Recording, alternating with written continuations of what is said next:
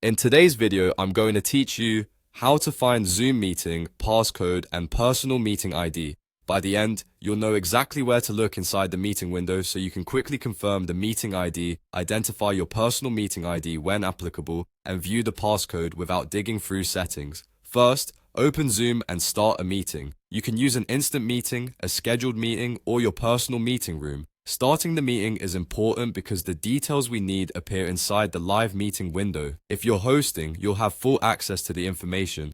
Participants can usually see the meeting ID as well, but hosts are the ones who typically share details securely with others. Once the meeting is open, look toward the top of the Zoom window for a small green shield icon. It's usually in the top area of the interface and is easy to spot because of the green color and the shield shape.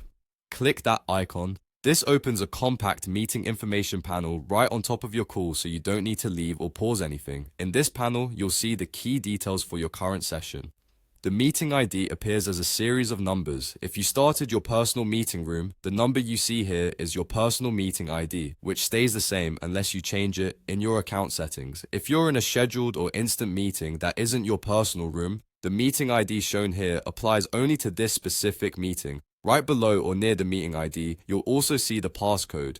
This is the code attendees need to enter if they're joining manually and the passcode is enabled for your meeting. Take a moment to verify both pieces of information before sharing them. The meeting ID tells people which room to join, and the passcode protects access to that room. Keep the passcode private and share it only with the people you intend to invite. If you're copying the meeting ID to send in a message, double check that you're copying the full number and not adding extra spaces, as that can cause join errors. When you're reading the passcode aloud, say each character clearly to avoid confusion. That's all there is to it. Start the meeting, click the green shield at the top of the window, and use the meeting information panel to confirm your meeting ID. Identify your personal meeting ID when you're using your personal room, and view the passcode. Keep these details secure, and you'll be ready to help participants join smoothly every time.